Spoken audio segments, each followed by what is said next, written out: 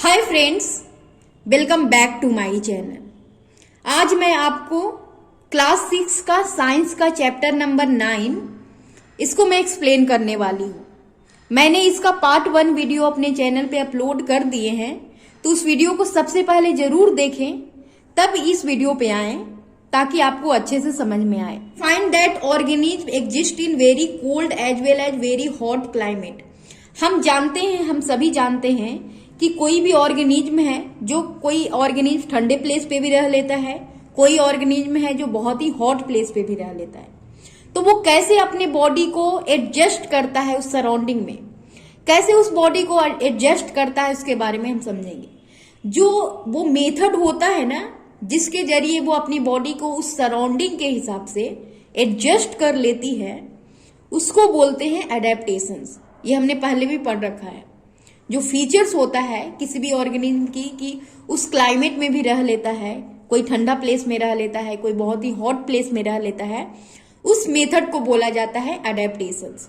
अब ये एडेप्टेशन आपको समझने की जरूरत है कि ये एक दिनों में नहीं हो जाता है, ना ही किसी कम दिनों में होता है। इसमें हजारों साल लग जाते हैं, थाउजेंड्स ऑफ ईयर्स लग जाते हैं इस प्रोसेस को होने में। क्योंकि ऐसा होता है कि कोई भी हैबिटेट है, हम जानते हैं कि हैबिटेट क्या होता है। हैबिटेट जिस सराउंडिंग में, जिस प्लेस में कोई ऑर्गेनिज्म रहते हैं, उसको बोला जाता है हैबिटेट।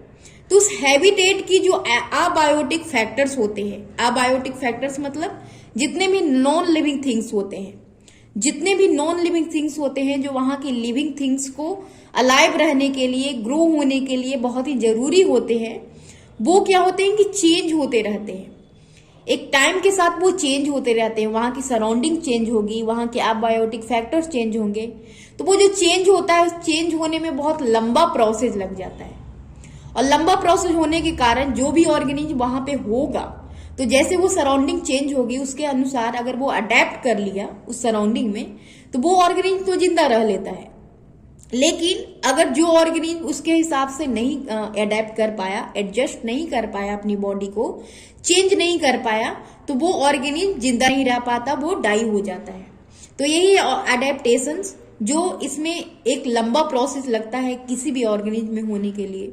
जैसे कि हम सभी जानते हैं कि फिश है जो वाटर में रह लेती है, तो वो आसानी से वाटर में रह लेती है, जबकि कैमल डेजर्ट में रह लेता है, बहुत ही हॉट प्लेसेस में रह लेता है, राइट। तो अगर कोई ठंडा प्लेस में रहे और वो अचानक से हॉट प्लेसेस में चल जाए, हॉट सराउंडिंग में चल जाए, तो उसको प्रॉब्लम आएगी, क्योंकि उसको रहने की आदत नहीं है, उसकी अडेप्टेशंस वैसी नहीं है। तो वही अडेप्टेशंस होता है कि कोई भी क्रिएचर है, कोई भी ऑर्गेनिज्म है, प्लांट ही है, कि उस सराउंडिंग में वो अपने आप को खुद एडजस्ट कर लेता है। इस प्रोसेस को बोला जाता है एडेप्टेशंस, जो एक लॉन्ग प्रोसेस होता है, जो इसके लिए थाउजेंड्स ऑफ ईयर्स लग जाते हैं। अब दूसरी चीज है एक्लीमेटाइसेशन। एक्लीमेटाइसेशन है, इसमें क्या होता है कि एक शॉर्ट पीरियड ऑफ टाइम में किसी भी ऑर्गेनिज्म की बॉडी में कुछ चेंजेज आते हैं। जैसे कि कोई ऑर्गेनिज्म है, वो उसकी सराउंडिंग चेंज हो गई, मतलब वो अपनी सराउंडिंग को चेंज कर लिया, तो उसकी बॉडी में सबसे पहले कुछ दिनों तक तो प्रॉब्लम आएगी, क्योंकि उसको वो आदत नहीं है एडजस्ट करने की, तो उसकी बॉडी में कुछ प्रॉब्लम आएगी। लेकिन क्या होता है कि कुछ दिनों के बाद कुछ चेंजेज आ जाते हैं, जो एक शॉर्ट पीरियड ऑफ टाइम में होते हैं। उस प्रोसेस को बोला जाता है एक्लीमेटाइसेशन, राइट।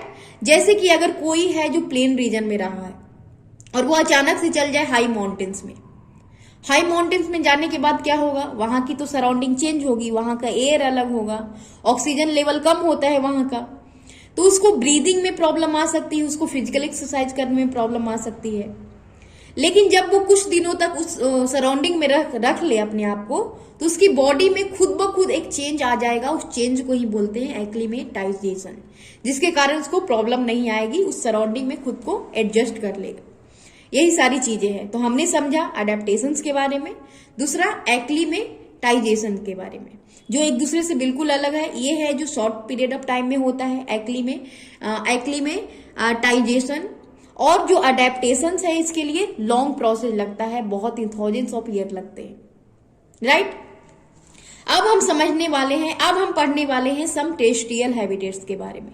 आप हैबिटेट्स का मतलब जानते हो, अगर नहीं जानते हो तो मेरी जो पार्ट 1 वीडियो है इस चैप्टर की, वो जरूर देखें, उसमें मैंने हैबिटेट्स के बारे में अच्छे से समझाया है, राइट। तो जैसे कुछ टेरेस्ट्रियल हैबिटेट्स है, टेरेस्ट्रियल हैबिटेट्स मीन्स जो भी लैंड पे जितने हैबिटेट्स हैं, जितनी भी प्लेसेज हैं, लैंड की प्लेसेज जहां पे जितने भी ऑर्गेनिज्म प्लांट रहते हैं उसको बोलते हैं टेरेस्ट्रियल हैबिटेट्स। तो पहला है डेजर्ट। डेजर्ट की बात हमने पहले भी कर रखी है कि यहाँ की क्लाइमेट बहुत ही क्या होती है, हॉट होती है दिन के टाइम में, और रात में यहाँ पे बहुत ही क्या होता है, कोल्ड होता है। तो कुछ एनिमल्स हैं यहाँ पे सरवाइव कर लेते हैं, यहाँ की बॉडी, उनकी बॉडी फीचर इस तरह की होती है, जैसे कैमल की बात कर ले। लेकिन कुछ ऐसे एनिमल हैं जो बहुत ही छोटे छोटे होते हैं, जैसे स्नेक, रैट, एंट। तो वो कैसे रहेंगे? तो वो क्या करते हैं कि एक बरो बना लेते हैं, डीप बरो, जो इस पिक्चर में भी दिखाया गया है। इस तरह के क्या करते हैं कि मिट्टी से, सॉइल के अंदर से, वहां तो सैंड होता है, सैंड में क्या बना लेते हैं, अंदर जाकर डीप बरो बना लेते हैं और वहां रहते हैं, खुद को रखते हैं।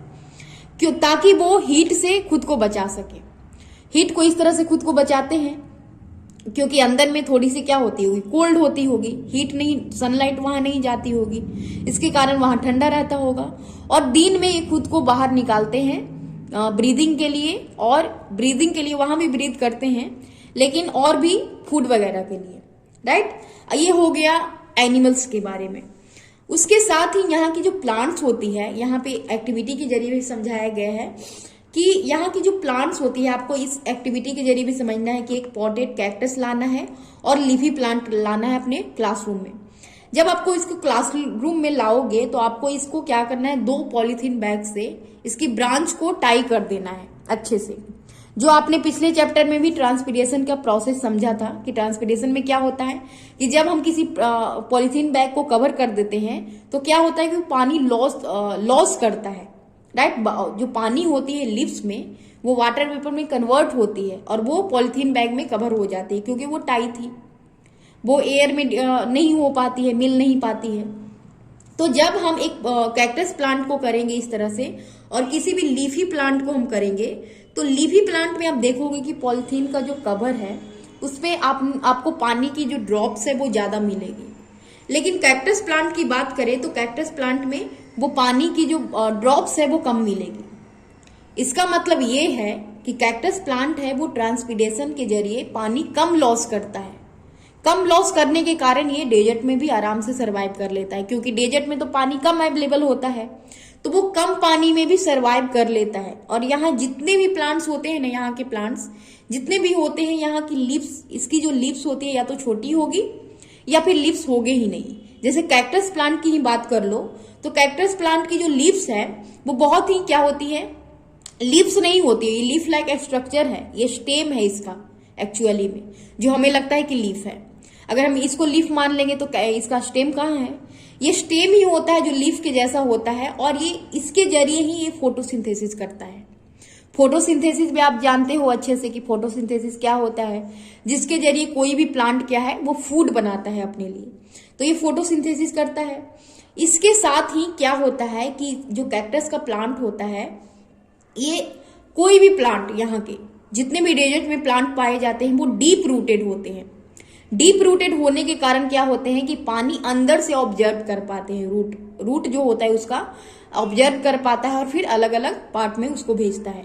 क्योंकि पानी डेजर्ट में कम अवेलेबल होता है और अवेलेबल कम होने के कारण वो डीप में वहां पे पानी मिलता है, तो इसके कारण डीप रूटेड होते हैं, तो इस तरह से वो सरवाइव कर लेते हैं। तो इस तरह से हमने देखा कि डेजर्ट में जितने भी एनिमल्स हैं, प्लांट्स हैं, वो कैसे अपने आप को सरवाइव करा पाते हैं, कैसे वो खुद को वहां अलाइव रख पाते हैं, राइट। अब उसके बाद बात करेंगे माउंटेन रीजन की। माउंटेन रीजन में कैसे जो यहाँ का प्लांट है, कैसे यहाँ का एनिमल है वो खुद को सरवाइव करा पाता है। तो देखिए यहाँ जो ये जो हैबिटेट है ये नॉर्मली वेरी कोल्ड होता है और विंडी भी होता है, मतलब यहाँ हवाएं चलती रहती है, बहुत ही कोल्ड होता है और बारिश भी ज्यादा होती है। इन एरियाज में क्या होते हैं, विंटर के समय में स्नोफॉल भी होता है। तो अगर आप माउंटेन रीजन में रहते हो या फिर वहां कभी घूमने गए हो तो देखते हो कि वहां लार्ज वैरायटी में प्लांट्स देखने को मिलता है। और यहाँ की जो प्लांट होती है ना, उसका जो ब्रांच होता है वो कोन शेप का होता है और यहाँ का जो लीव्स होता है वो नीडल जैसा होता है। तो जो ब्रांच होता है कोन शेप का होता है, जो इसकी ब्रांचेज कोन शेप की होती है, इसके कारण क्या होता है कि जब भी वहां पे पानी हो, मतलब बारिश हो या फिर स्नोफॉल हो, तो वो पेड़ों पे क्या हो जाते हैं, स्लाइड ऑफ हो जाते हैं, वो ब्रांच पे रहते नहीं है, राइट। वहां पे जमे हुए नहीं रह पाते, वो स्लाइड ऑफ हो जाते हैं, जिसके कारण ये अपने आप को क्या कर पाता है, सस्टेन कर पाता है, वहां पे ये अपना रह पाता है। क्योंकि अगर वहां पे जमा हुआ रहता है, ज्यादा बर्फ वहां पे जम जाता है, तो वो पेड़ को नुकसान पहुंचाता है। कुछ प्लांट ऐसे भी आपको देखने को मिल सकते हैं जो इस शेप का ना हो, कोन शेप का ना हो। तो जो कोन शेप के नहीं होते हैं तो उसकी अडेप्टेशन अलग होती है, जिसके कारण इस रीजन में खुद को अडेप्ट कर पाते हैं। अगर हम बात करें यहाँ की एनिमल्स की, तो यहाँ की एनिमल्स की जो स्किन होती है ना, बहुत ही ज्यादा थिक होती है। थिक होने के कारण क्या होते हैं कि कोल्ड से खुद को बचा पाते हैं। जैसे कि हम बात करें याक की, तो याक का लॉन्ग लॉन्ग हेयर होता है। अब लॉन्ग लॉन्ग हेयर होने के कारण इसकी बॉडी हमेशा वार्म रहती है, तो इसलिए ये कोल्ड रीजन में भी रह पाता है। स्नो लेपर्ड की बात करें तो इसका जो थिक फर होता है, मतलब थिक स्किन होता है, इसकी पूरी बॉडी, फीट और टोज को भी इंक्लूड करके पूरी बॉडी की जो स्किन होती है बहुत ही थिक होती है। थिक होने के कारण जब ये कोल्ड में चलता भी है ना, ये तो कोल्ड से बच ही जाता है, कोल्ड में चलता भी है तो इसको कोई प्रॉब्लम नहीं होती है, राइट। इसको कोई प्रॉब्लम नहीं होती। जैसे कि यहाँ फिगर दिखाया गया है, ये स्नो लेपर्ड है, ये है याक है, और ये यहाँ पे गोट दिखाया गया है, राइट। तो इसकी स्किन आप देखोगे, अगर आपने देखा होगा एनिमल तो आप जानते हो, राइट। तो इसकी स्किन इस तरह की बनी हुई रहती है कि कोल्ड रीजन में भी खुद को रख पाता है। अगर माउंटेन में कैसा होगा, माउंटेन का जो स्लोप्स ही होता है, रॉकी स्लोप्स होता है, पथरीला रास्ता होता है, तो उसके कारण ये आसानी से उसमें रन भी कर पाते हैं और इस तरह से ये खुद को सरवाइव करा पाते हैं। इसी तरीके से माउंटेन में जब उसका एल्टीट्यूड चेंज होता है, जैसे ही उसकी हाइट चेंज होती है, तो हाइट चेंज होने के साथ साथ उसकी सराउंडिंग भी चेंज होती है, उसका क्लाइमेट चेंज होता है। जैसे ही ऊपर आप जाओगे ना माउंटेन के ऊपर, तो वहां ज्यादा ठंडी होगी, तो उसके कारण क्या होता है कि वहां अलग अलग तरह के प्लांट्स और एनिमल देखने को मिलते हैं। नीचे आपको अलग अलग एल्टीट्यूड में अलग देखने को मिलेगा, और अलग एल्टीट्यूड में अलग डिफरेंट एल्टीट्यूड में आपको अलग अलग देखने को मिलेगा। तो उसके कारण उसकी अडेप्टेशंस भी उस तरह की होती है, अलग अलग हाइट के अनुसार। तो इस तरह से ये खुद को अडेप्ट कर लेती है। अब हम बात करने वाले हैं ग्रासलैंड की। ग्रासलैंड में देखिए लायन रहता है, लायन तो फॉरेस्ट में भी रहता है लेकिन ग्रासलैंड में भी रहता है, और यहाँ डियर भी रहते हैं। तो ये दोनों कैसे खुद को रख पाते हैं, तो देखिए ये जो लायन है सबसे स्ट्रॉन्ग एनिमल माना जाता है। स्ट्रॉन्ग इसलिए क्योंकि यहाँ जितने भी एनिमल मिलेंगे ना, उसको ये क्या कर लेता है, हंट कर लेता है, उसको मार के खा जाता है। वही इसका क्या होता है, प्रे होता है, शिकार होता है, उसी से वो अपना भोजन करता है। तो क्या होता है, इसका जो शेर होता है, लायन जो होता है, उसका कलर ब्राउन होता है ज्यादातर। तो ब्राउन होने के कारण क्या होता है कि ग्रासलैंड जो होती है ना, ड्राई ग्रासलैंड, जैसे कि फिगर में दिखाया जा रहा है, ड्राई जो ग्रासलैंड होती है वो क्या होती है, ब्राउन ही कलर की होती है। और जब यहाँ पे लायन रहता है तो किसी दूसरे एनिमल को पता भी नहीं चलता है, मतलब अगर कोई ध्यान से देखेगा तो पता चलेगा, उतना अच्छे से नहीं पता चलता है। इसके कारण क्या होता है कि खुद को वो हाइड भी कर लेता है। इसकी आइज की बात करो तो आइज आप देखोगे तो बिल्कुल फ्रंट में होता है, और देख लो यहाँ भी दिखाया गया, बिल्कुल फ्रंट में होने के कारण क्या होता है कि वो एग्जैक्ट लोकेशन पता कर पाता है कि उसका प्रे कहाँ है। प्रे मीन्स की मतलब वो जिस भी एनिमल को मार के खाता है उसको प्रे बोला जा रहा है, राइट। तो इस तरह से उसको पता हो जाता है। उसके साथ ही इसका जो लेग्स होता है ना, फ्रंट लेग्स होता है, इसमें जो क्लो होते हैं, इसके जो क्लो होते हैं बहुत ही लॉन्ग होते हैं, जो इसको मदद करते हैं किसी भी एनिमल को झपट्टा मार के पकड़ने के लिए। तो इस तरह से ये अपना प्रे बना पाता है दूसरे एनिमल को। अगर हम बात करें डियर की, जैसे डियर की बात करें तो डियर जो होता है दूसरा एनिमल है जो ग्रासलैंड में ही रहता है। इसकी आइज इस तरह से होती है ना, आप आइज को देख लो तो बिल्कुल बीच में इसकी आइज है। बीच में आइज होने के कारण क्या होता है कि चारों तरफ खुद को देख पाता है, खुद को नहीं देखता है, मतलब चारों तरफ ये देख पाता है। और देखने के कारण क्या होता है कि वो चारों तरफ आसानी से देख पाता है कि उसका प्रीडेटर्स कहाँ है। प्रीडेटर्स मीन्स वो होता है जो इसको अपना शिकार बना लेता है, जैसे लायन, कोई भी एनिमल जो इसको शिकार बनाता है उसको बोला जा रहा है प्रीडेटर्स। उसके साथ ही इसकी जो ईयर होती है बहुत ही लॉन्ग होती है, आपको दिख रहा है पिक्चर में, लॉन्ग होती है। लॉन्ग होने के कारण क्या होता है कि इसकी हियरिंग पावर ज्यादा होती है। कहीं भी कोई एनिमल दूर में भी मूव कर रहा होगा ना, तो ये सुन के खुद को प्रोटेक्ट कर लेता है। इसके साथ ही ये फास्ट भागती है। फास्ट भागने के कारण ये जल्दी इसको कोई पकड़ नहीं पाता है, राइट। तो इसकी आईज हेल्प करती है, इसके लेग्स हेल्प करते हैं इसको जब ये फास्ट भागती है तो, राइट। उसके साथ ही इसकी टीथ बहुत ही स्ट्रांग होती है। टीथ स्ट्रांग होने के कारण क्या होता है कि यहाँ की जो ड्राई लीव्स होते हैं, ड्राई जो ग्रास होते हैं, उसके स्टेम को ये खा पाती है और वही खाकर ये जिंदा रहती है।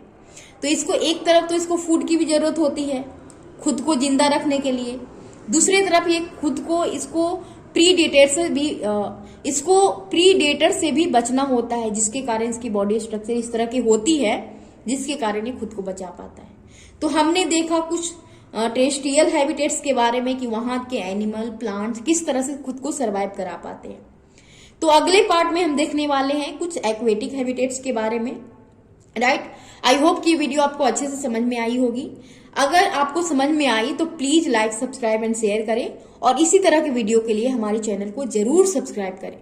मैं जितनी भी 6th क्लास की बुक है ना, उसको मैं आपको अपलोड करके अच्छे से एक्सप्लेन करूंगी। तो प्लीज सपोर्ट करें, लाइक करें, सब्सक्राइब करें और शेयर करें। Thank you for watching my video. Thank you very much.